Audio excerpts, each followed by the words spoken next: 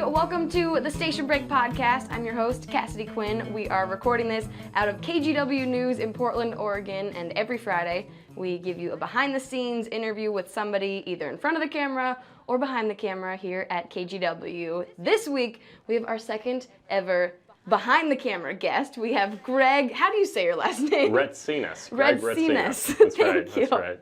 That's how I heard it in my head, but I just wanted to make sure. It's Greek, like the wine, Retsina wine. Is that really a wine? Retsina is a famous Greek table wine that laborers would drink in Greece. If you go to any Greek restaurant, you'll see Retsina wine. It's horrible. It tastes like turpentine with a hint of resin in it, but it's kind of a laborer's wine, a blue-collar wine, and that's my family name. It's a very common Greek name. I was all excited about the wine, and then you said it tastes horrible. It's not great wine, but you know, it'll do. It'll do. After a hard day working on the boats and off the Greek coast, it'll suffice. That sounds pretty great. There you go. There you go. I would take going to the Greek culture coast. For you. Yeah, it is raining here. Maybe it's not doing that in Greece. But Greg is our director of digital media, which is obviously a very important job anytime, but especially in today's age where the internet is so huge, and I obviously am a huge fan of the internet. So first, how long have you been at KGW? I came to KGW a little over a year ago in December 2014, so about 13 months ago. Wow. Yeah. And tell me about, I know, is this your first TV This is my first job? time. This is actually the first time I've ever been in a TV station when I joined KGW. Wow. I had no exposure to TV stations. I'd never been in one. I've worked in media for a while, but this is my first time working in a broadcast-focused operation when I came here. Entirely different for me, but it's been an adventure, as we'll get into. Yeah, before you got into news of any kind, did you have any super random odd jobs? Oh, of course. Who didn't? Who didn't in my youth? I did all sorts of things. I did parking cars, catering, shelving library books, selling those foam #1 fingers they sell at wrestling and heavy metal concerts, and T-shirts, a lot of that. I did all sorts of things, but I got into journalism early on in my professional career, and I've been in there ever since, just not on the TV side. Yeah, so you did newspapers for a long time? Tell me about your path. I've been working in newspapers for about 21 years until I came to KGW, all over the country. I started as a newspaper reporter, writing stories, then editing, then assigning, then helping lead newsrooms. And then about 10 years or so ago, I thought, well, this internet thing is getting big. It's blowing up.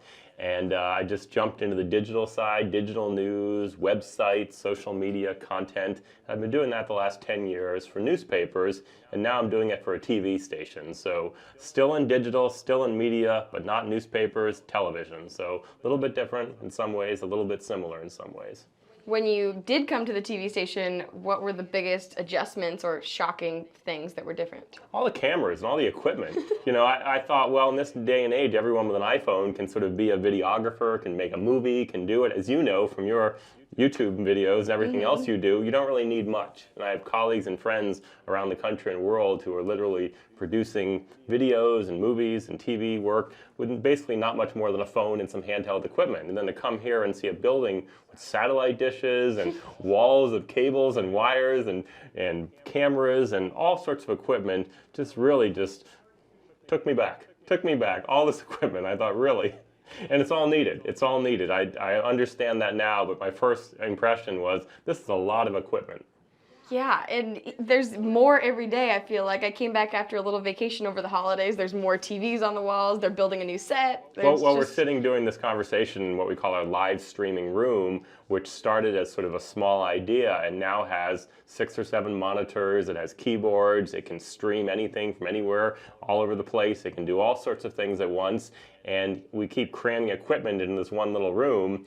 It's sort of decked out like a NASA control room in some ways. And I think, well, aren't things supposed to be getting smaller? Technology? I can do more on my phone. I can do this. So it's a little bit of an odd juxtaposition of small powering technology, but then a lot of different pieces coming to play. It's a little bit strange to me to see that.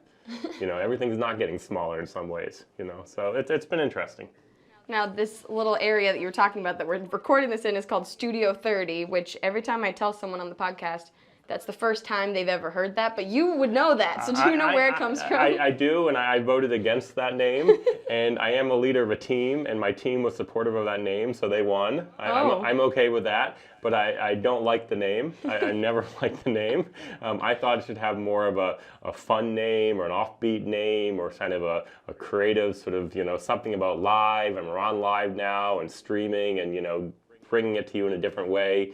But Studio 30 is traditional. It just it evokes sort of the old studio of a newsroom and where things happen, production value. So the power of the people. My team wanted this name and they got it. It's a great operation to have. We're able to live stream almost anything we can find online or on TV happening in the country, city, world, state, anywhere, whether it's a police event happening locally, a standoff on a bridge, or just a beautiful sunset going over the mountain somewhere, or something else happening. We can stream it to people so people can watch on their phone wherever they are. They can watch KGW.com and really get a good sense of something, what's happening. So it's the next iteration. It really needs to be. The State of the Union speech, which happens tonight, people will be listening to this podcast several days after the State of the Union. Most people will kind of watch that on a phone or device or net-connected screen, probably, rather than rush home and sit and watch TV at home. That's not the trend. Yeah. So my role here is all about doing things that are not the broadcast operation. So where people are not watching TV, that's where I want to be. Yeah. So, which is odd to be in a TV station. Well, yeah, 'cause whenever big things happen on TV, like the State of the Union or all the presidential debates with all the different candidates that have been happening recently, a lot of times when they happen, I'm still working and I'm somewhere out in the field, and I just want to watch them in between our hits, and sometimes it is so difficult to just find a stream of it to watch if you're not at a television, and it doesn't make any sense to me because I almost said 2015, it's 2016. You almost go searching sometimes. You're searching for, where can I find this game to watch? Where can I find this event or this awards ceremony? And you might find some station in Philadelphia or Biloxi, Mississippi or somewhere that's streaming it live. And we find that sometimes when we're streaming some events, some press conference from Washington, some national event, something happening in New York, around the country, we'll see people watching our live stream from around the country who are clearly just finding it through Google. We're just searching and typing in, Arizona police chase live, and they might come to our website, so that's okay. But you're absolutely right. It's, that's the kind of world we're in where we want to see it when we want to see it. We don't want to go home, sit, find a TV, and that's not the way we want to consume information. Yeah. At least not anymore. Is it different, your job, doing digital for TV versus newspaper? How is that different? It's very different. TV is all about visuals. If you can't get a good image, can't get good video, pictures, interaction, it's not quite the story. Newspapers is very much focused on the written word, on sort of the narrative, the analysis, the explanation, a long, often a thoughtful kind of look at an issue. There often might not be a visual element at all, and you just kind of make something work. You use a photo of something kind of static, you sort of dress it up a little bit. In the digital space, having a video partner, which I view the broadcast operation as a partner, gives us so much material, so much video, so much great compelling content, but it's different. It's different kinds of content. There are ongoing stories that happen in Portland that are just kind of continuing every day. They're political stories, government stories, crime stories, and there aren't new visuals every day. So the TV station won't do a story every day on it. But we may, as a website, want to keep following it. And it's hard sometimes without video and visuals. So it's a different. Everything I do now, I think, what are the visuals? What are the images? What are the video? What's the story that can go with that? It's not just words. And my background's a writer. I wrote for a long time. For 10 years, I wrote stories every day. And there's less of that at a TV station, more of sort of videos telling the story, which makes sense because that's what people consume. People consume things that way. There's more people watching TV than reading things. It's just how it works. So it's definitely different tools to play with, and I see the value of it, but it's different. That's the biggest thing I'd say about newspaper versus television. One isn't better or worse than the other. They're just different mediums with different strengths and different weaknesses. So with that, in the beginning of the newscast, the biggest stories are in the A block. They're at the top of the show. Is that sometimes different than what's on the homepage of the website? Yeah, I'd say that. I'd say it's usually very, very different. Our website we view as a collection, a menu, a place to kind of sample a little bit of my local news, a little bit of my national news, a little bit of my bizarre off-the-world news, a little bit of my weather, my traffic, things I need to know. But it's not set up in that same prioritization of I'm going to tell you one thing at a time and then tell you the next thing, then tell you the next thing. It doesn't have that iteration. The web, whether you're viewing it on a Facebook stream or viewing it on a phone or viewing it on a desktop site, is all about sampling, browsing. It's the act of sort of serendipity. Clicking here, reading a story, clicking to the next story, watching a video, going to the next video. And so we can't treat people, well, we're going to tell you one story and then, okay, we're all going to go to the next story. We have to understand people sample us in all sorts of ways. Most people who come to our websites never see our homepage. They never see it, the vast majority. Because they come to us to see directly one video, one story, one link, something that was shared with them.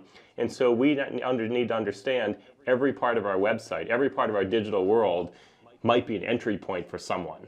They may not see, hello, this is KGW, we're here for you. They may never see that.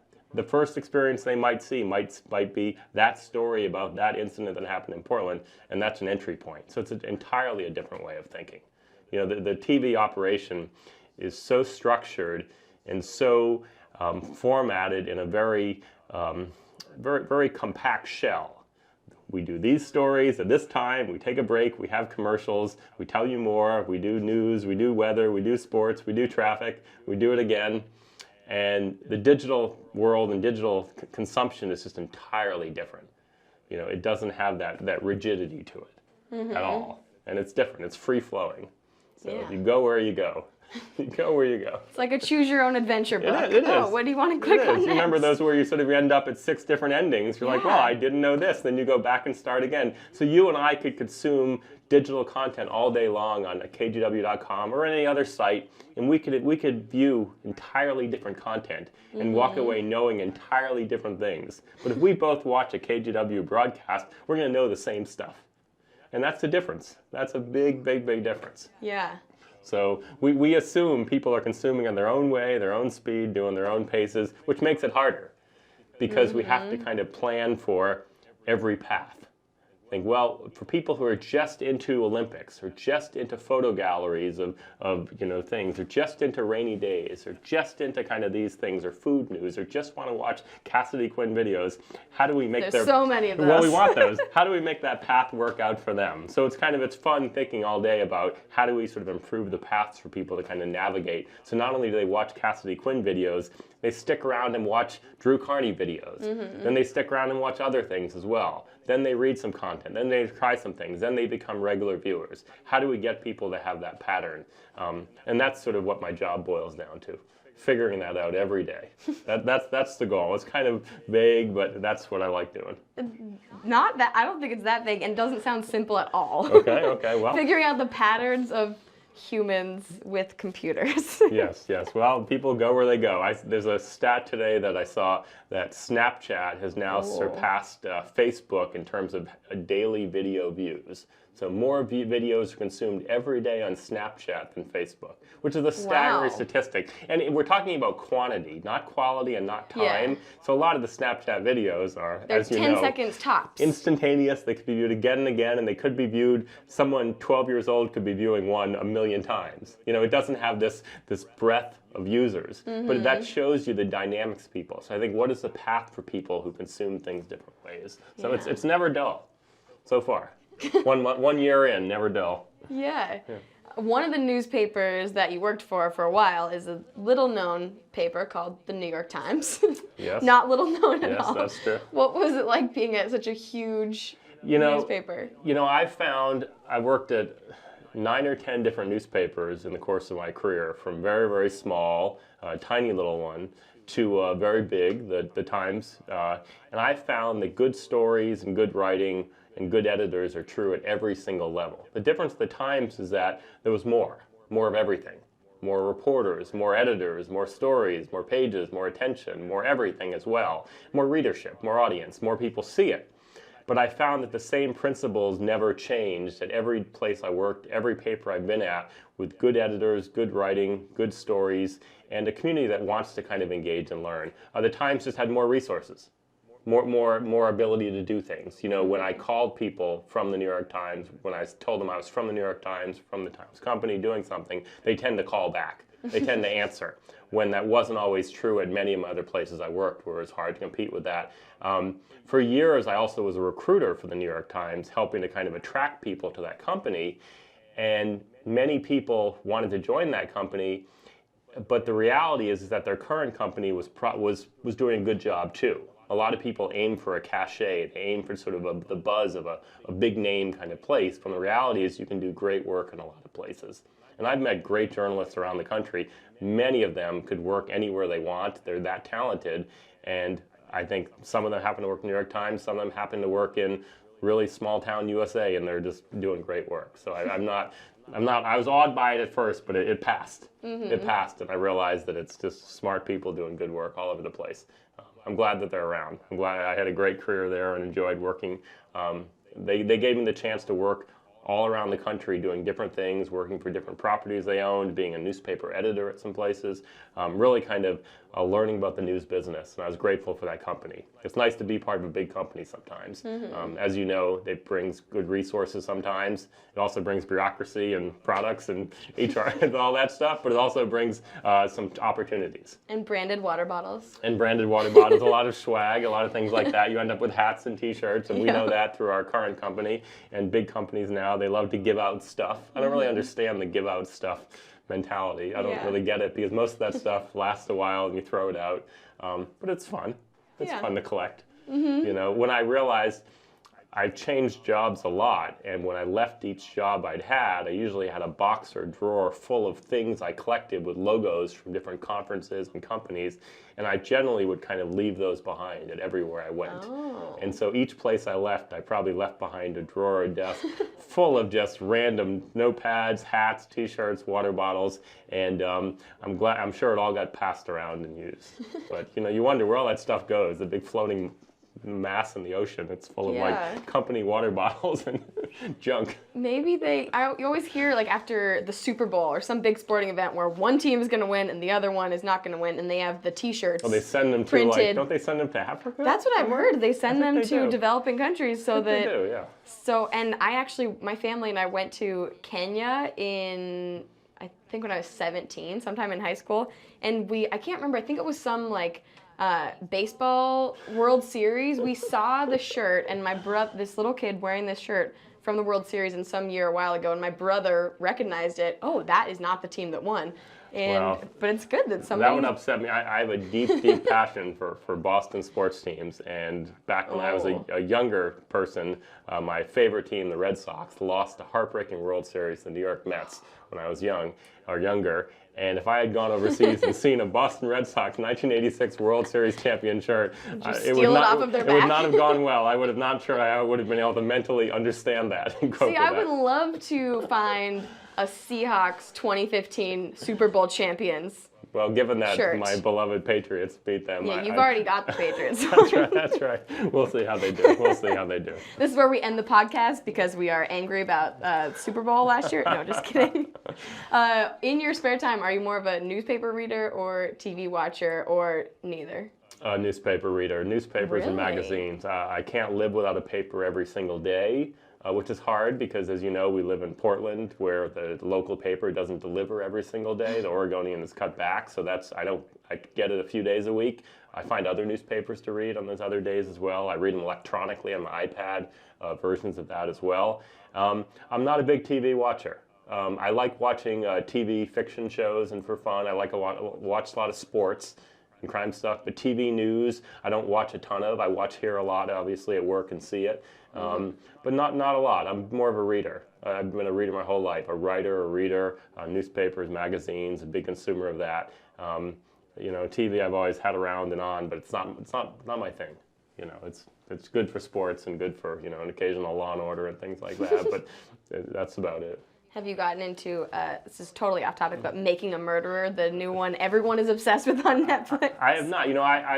I want to check it out. I'm a little behind sometimes on some of these culture trends because I'm so busy running around checking things. I still haven't listened to Serial yet. And the first season, and I know we're on the second one. But you have listened to some episodes of Station Break, so I am honored. I am a big podcast listener. I listen to lots of podcasts, a lot of Huffington Post ones, NPR. I listen to Grantland, which I loved, which is just, I'm heartbroken over the demise of Grantland, which is the sports website that closed, and they had a lot of podcasts.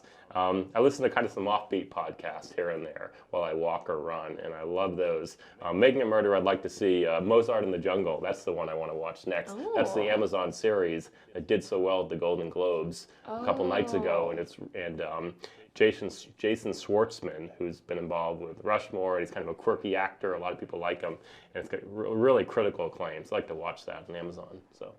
Wow, there you go. Sounds good. Yeah, so I writing all of those down. So I dabble in culture here and there when I have time. And you are a runner?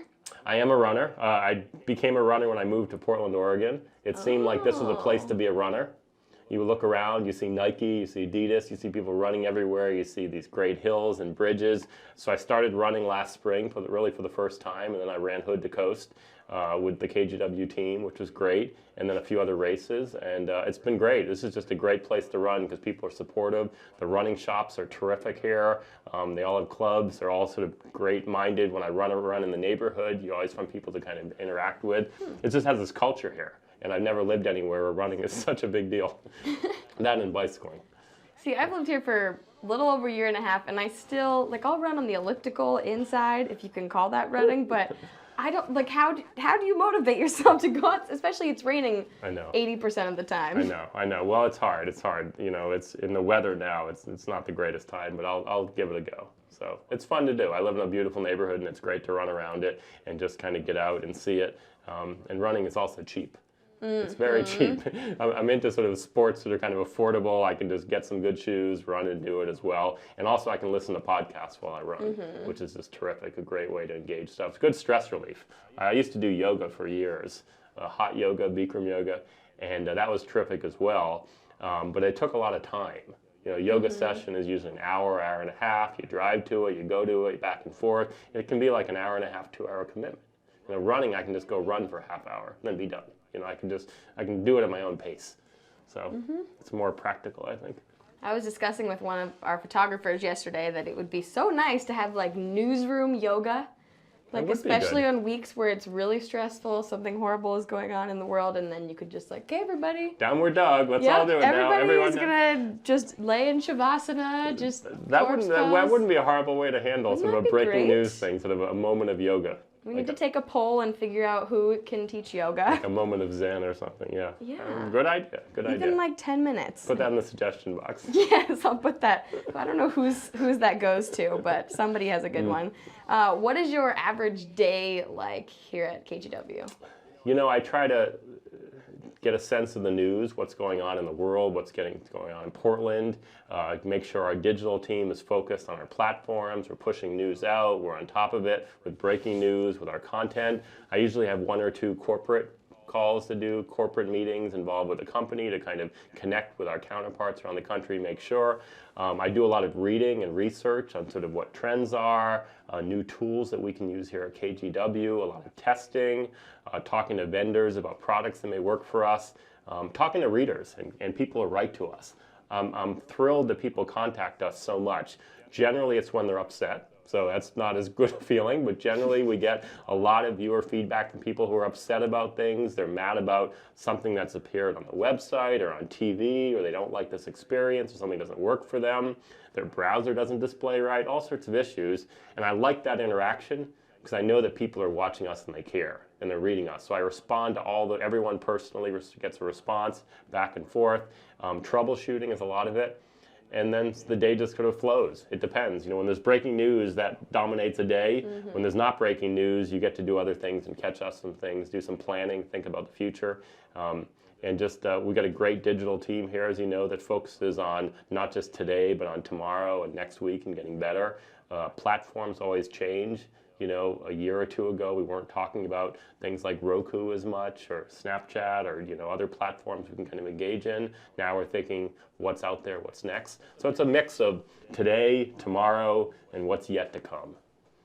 While you are learning about all these new platforms, do you use them personally? Like, are you tweeting, Snapchatting, Instagramming, Vining? I don't know who's Vining. Yeah, I think Vining has its place. Yes. It's funny that my wife gives me a hard time about this because she's the social media expert in our family. She does it professionally, and she says that's her thing. She's really good at it, and she does it for a living.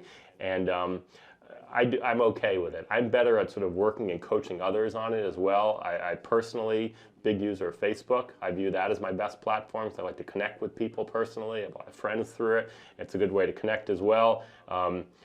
Instagram, Twitter, active on. Some of the other ones, not so much personally. I'm not, because I've realized that unless I can do it well, it's not a great space for me to be in personally. I'd rather coach others and work with others. I do Tumblr, but I do that very privately, and I don't share that with others. And that's sort of like my diary. And so no one knows where that is. No one can see it, and it probably has 0 views, and you couldn't find. It's which you want it that way. It's exactly sort of my private kind of diary of images, things like that.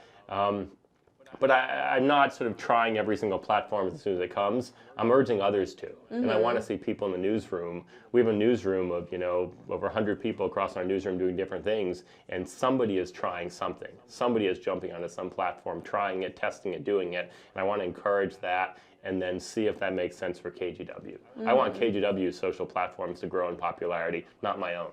I want our Twitter account to grow. I want our Facebook account to grow, not my own. Yeah. So if I don't gain a single new follower, friend, or fan on any of those, if the station can gain some through what we do, that's the point. That's 100% focused on the stations seeing the growth in that and seeing the success in that. And I just like to use it to dabble, stay connected with friends and family. So, that's good. And to share Boston sports things.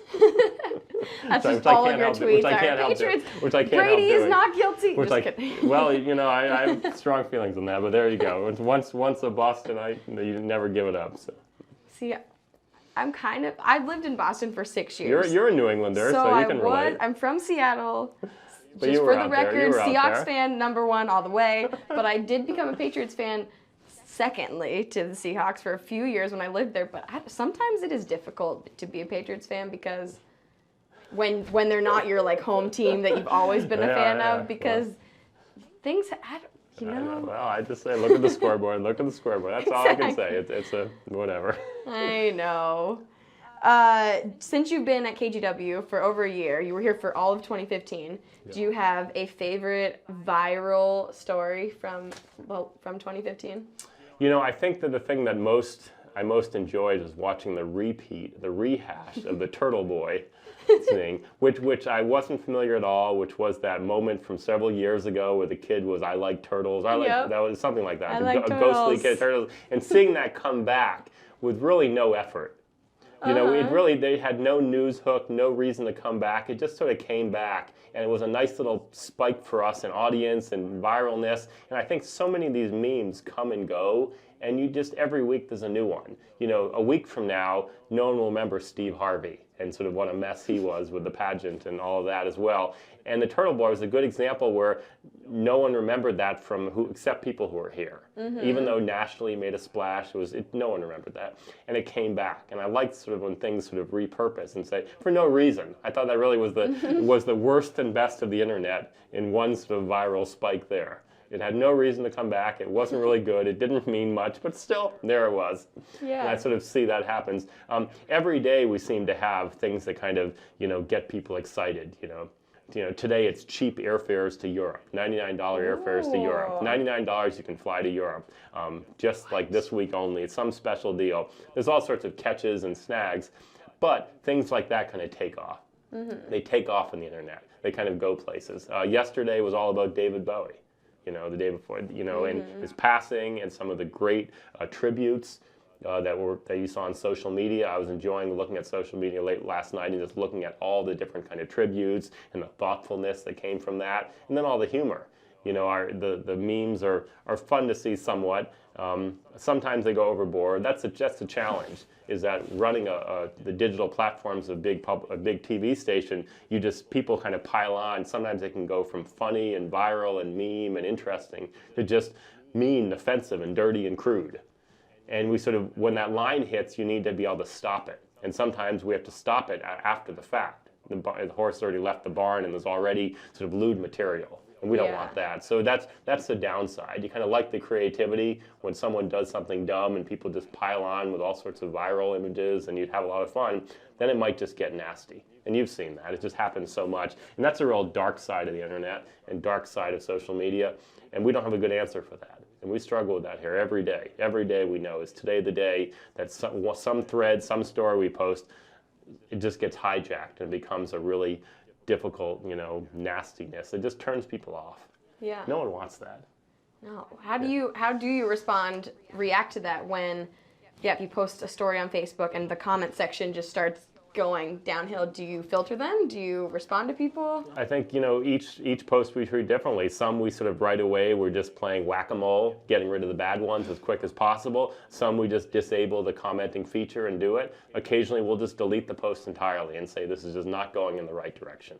This is a thoughtful story or a sad story or a heartbreaking story or something happened and it just went sideways. And that's okay. If that happened, it certainly happens, but it's not a good trend to see, but it definitely happens. People pile on. I suspect with the State of the Union speech tonight, or a few days ago after we take this airs, people will pile on with that as well. Political events, whether Donald Trump or Obama or other things, tend to really get people passionate, creative, and often dirty. Absolutely. Yeah, no doubt about it. They inspire people from all over the spectrum. Absolutely. What was I just going to ask? Oh, how do you feel about, obviously you kind of touched on this at the beginning of the podcast, how TV is changing. People are going more towards the internet, maybe not watching as much TV news. How do you think that's going to look in the future? I think it's going to accelerate quickly where people are viewing headlines on demand when they want to view it. And that's largely the rise of Roku, Amazon Fire, Chromecast, other connected TV devices. Why would you ever need to sort of stay home at 6 o'clock and watch the top of the news? I mean, I can almost not fathom that unless it's convenience. But even then, why would you turn it on in that way without sort of watching on a device where you can choose exactly when to play it? And I think our challenge is to sort of make sure we're on these platforms, we're smart enough to do it, but I think a quick acceleration of that. I meet people all the time who don't own TVs, but they watch a lot of TV content. They watch through computer, they watch through a phone, they watch other ways. That's not changing at all. TVs are getting nicer, monitors are getting better, streaming is getting smarter, whether Xbox, Netflix, lots of options, and we just need to be in those spaces, but I think there'll be a continued acceleration of that. And KGW has been great at that because we were the first in our company to really be on Roku. We're really kind of moving ahead with a lot of ways with what we're showing online. We stream all our newscasts live every day, 7.5 hours every day you can watch online. We stream a lot of other things as well. And I think that's where it's going. And our own news operation will need to kind of adjust a little bit and pivot to be there for people. We don't want to look up and say, where'd our audience go? Yeah. Well, I know where they are. They're walking around on their phones. Oh, no. That's our audience. So they'll be there. We'll just have to be there for them. Yeah. We will be there for you. That's right. We're not going anywhere. That should be KGW's new tagline. We will be there for you. That's right. We're here. In the future. We're talking about people's responses a few minutes ago, so now we're going to go into the social media questions that I've gathered from the internet. Okay. So first, Steele, he's at Blue Snowy Mountains. I think he may have sent in a question for every podcast so far. So great. We love you. You're wonderful. He said you recently enjoyed your 1-year anniversary. So what have you learned so far about Portland and living here? I've learned Portland is a mix of types, a mix of people, a mix of contrast. You've got sort of, the stereotypes, the hipsters, the earthiness, this and that. You've got all sorts of different types of people here, and I've learned it has a lot of diversity. When I originally came here, I didn't think of it as much of a diverse city, given that it's largely white and has sort of some stereotypes. But this is what Portlandia is. I learned it's much more diverse than that. It really is, especially as you travel around the city, you travel around the outlying area into the state. Oregon is beautiful. Portland is beautiful. It's a gorgeous place, and I've been impressed with both the variety of what's here as well as just the natural beauty of it. It really is a gorgeous place we live in. I mean, the bridges, my God. When I drive back, drive at night sometimes, coming up from the south, heading up north, up the river, and look up and see the bridges and the skyline and the sun. It's just sometimes it's gorgeous. It really is. It's a beautiful place to live, and I've lived a lot of places, and I really appreciate that. Yeah.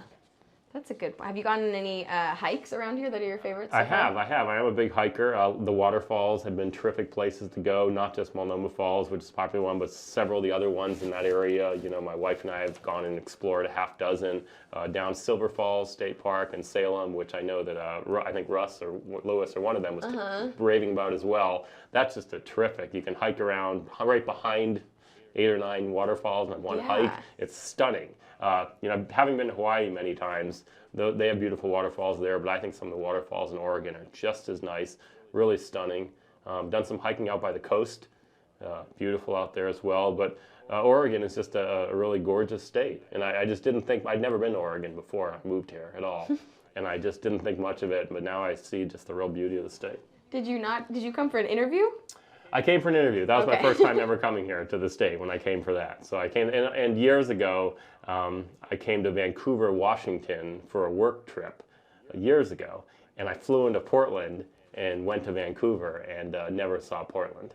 And I spent the whole time in Vancouver, and I regretted not having I didn't have much time, so I didn't have time to come to Portland, but I kind of regretted that.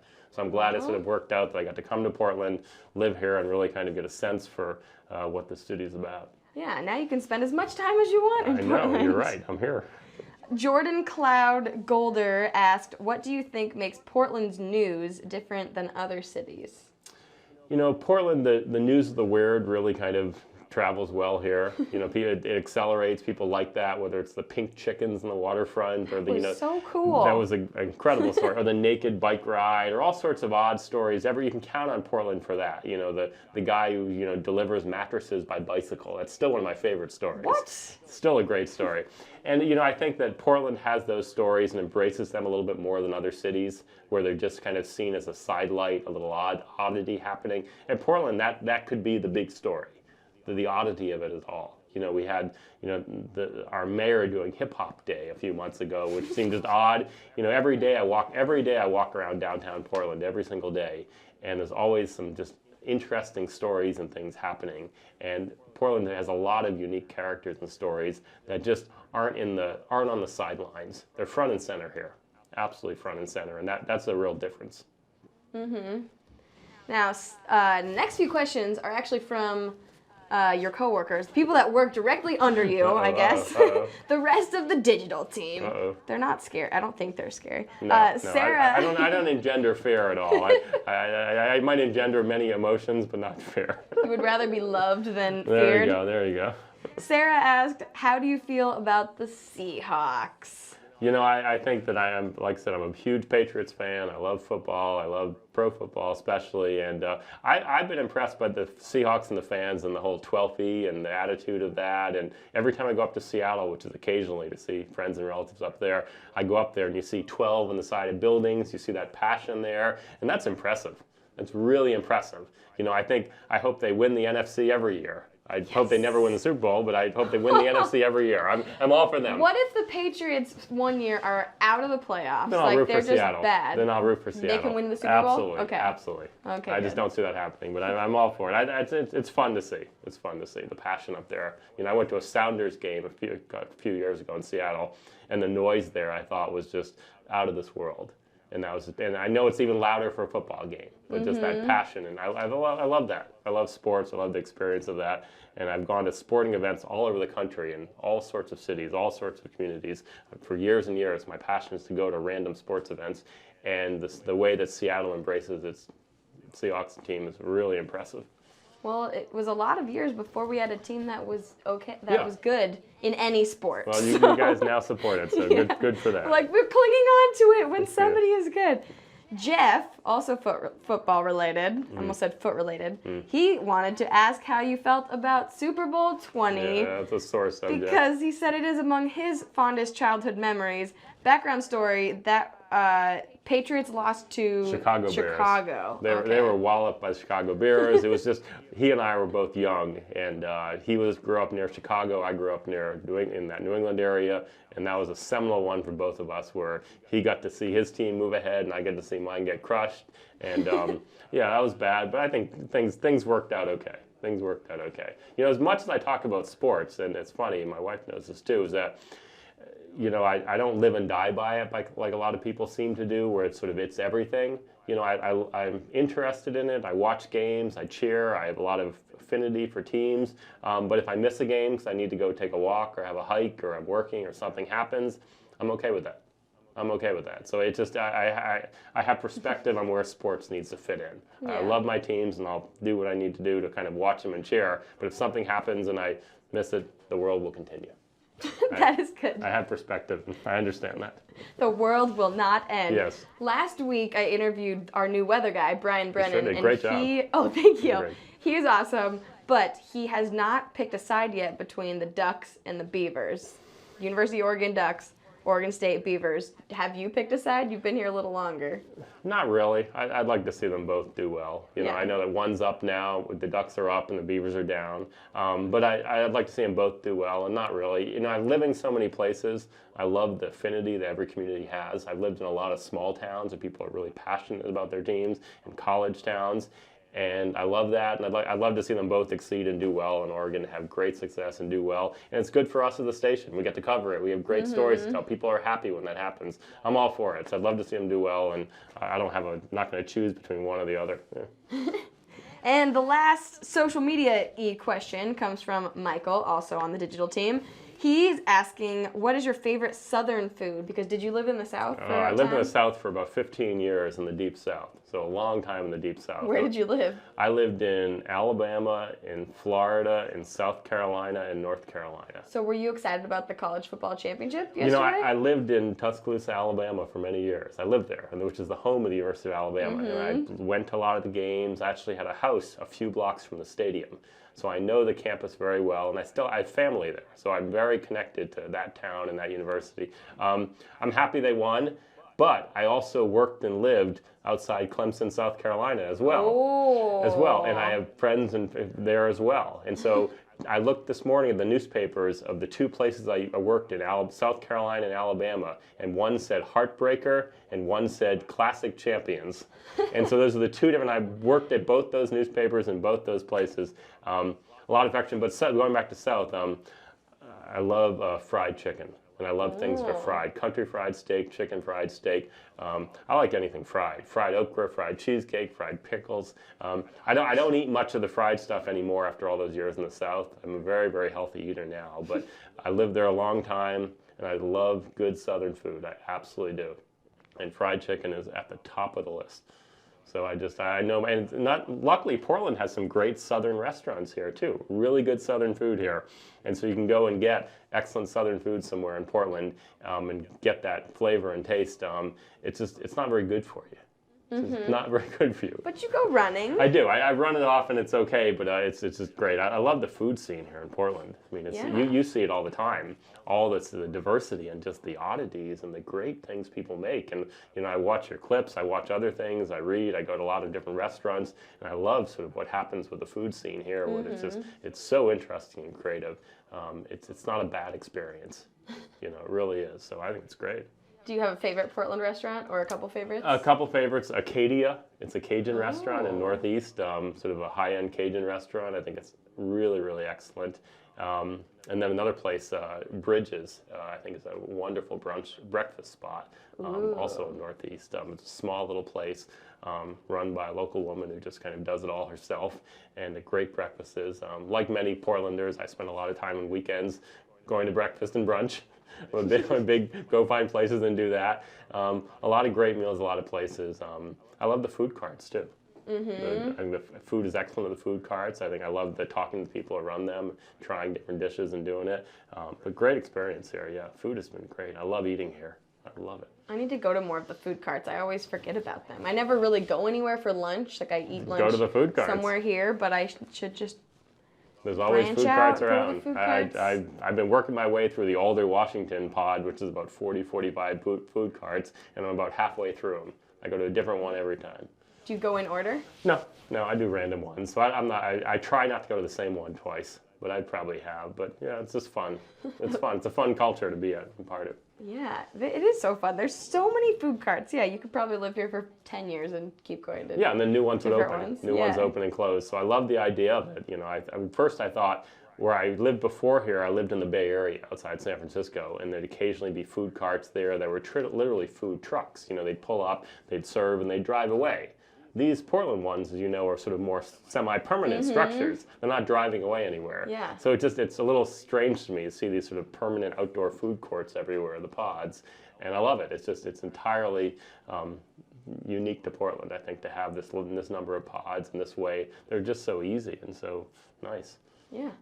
Now, before I move to the last few questions, I just realized I forgot to ask you what I ask everybody is if you have ever been fired from a job, whether it's like, what were you saying earlier, newspaper, anything? You know, I heard you ask that to other people, and I cringed a little bit because, you know, I was asked not to come back to a job, which I guess is sort of being fired. Is that the same as being fired? I think asked so. not to return? Yeah. Yeah, it wasn't a newspaper job. It was, for several years, as I mentioned, I worked at rock concerts and wrestling, selling T-shirts, concessions, foam fingers.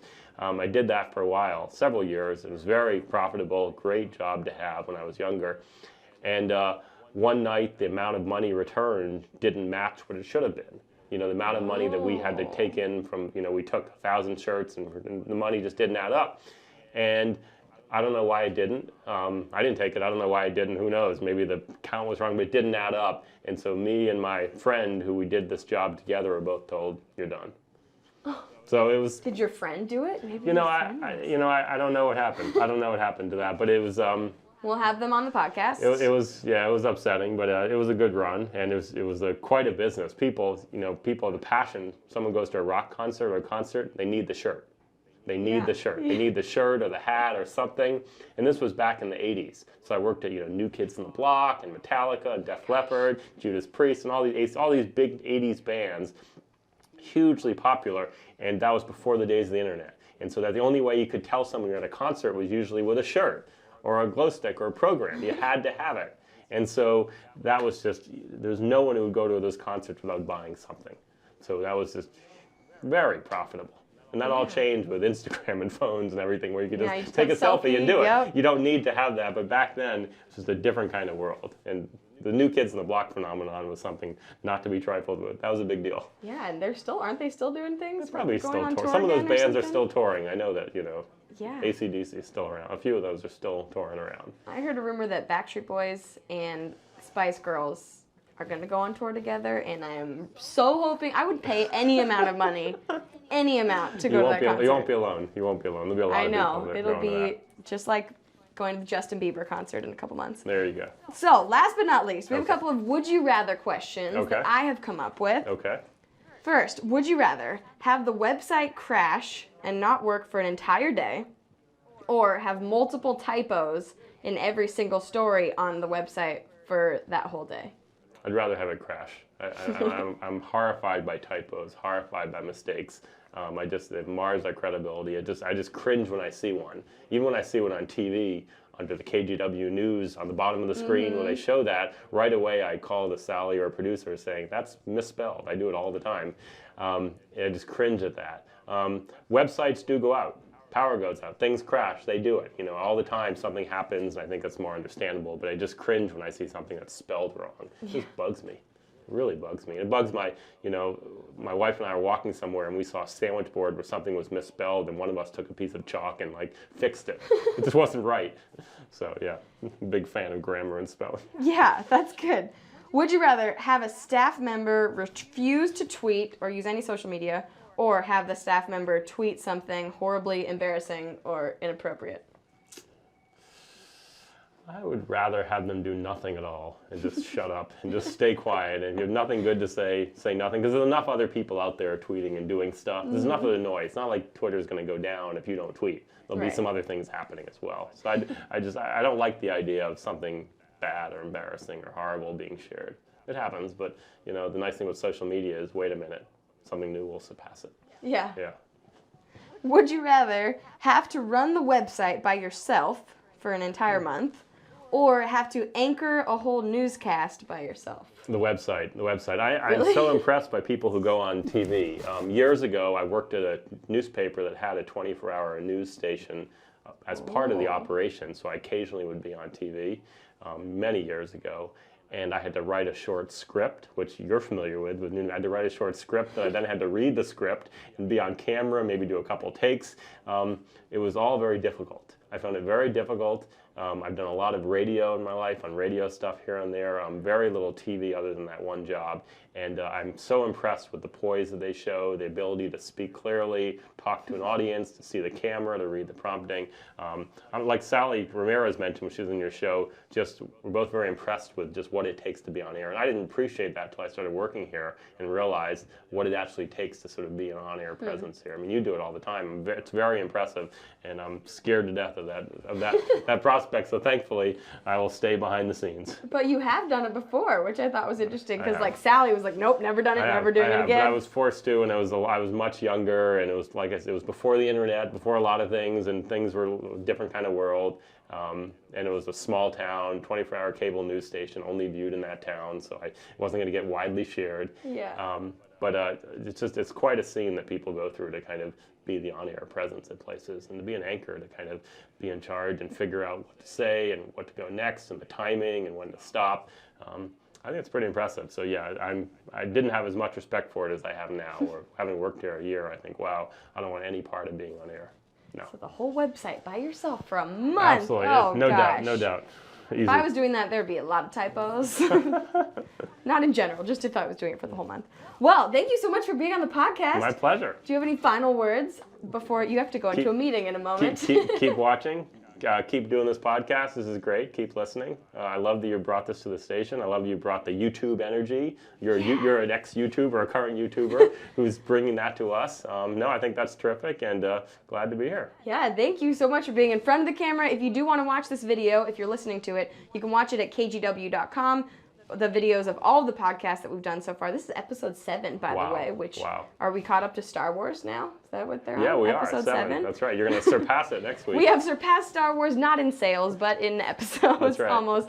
You can find this podcast, Station Break, on iTunes or SoundCloud, and we come up with a new episode every single Friday. If you want to tweet me at Cassidy Quinn with the hashtag StationBreakKGW, if you want to hear anyone specific here at KGW on the podcast, or if you have questions to ask anybody, then let me know, and then we will see you next Friday. Thank you. Bye now. Goodbye, everybody. Cool. Perfect. Thank you.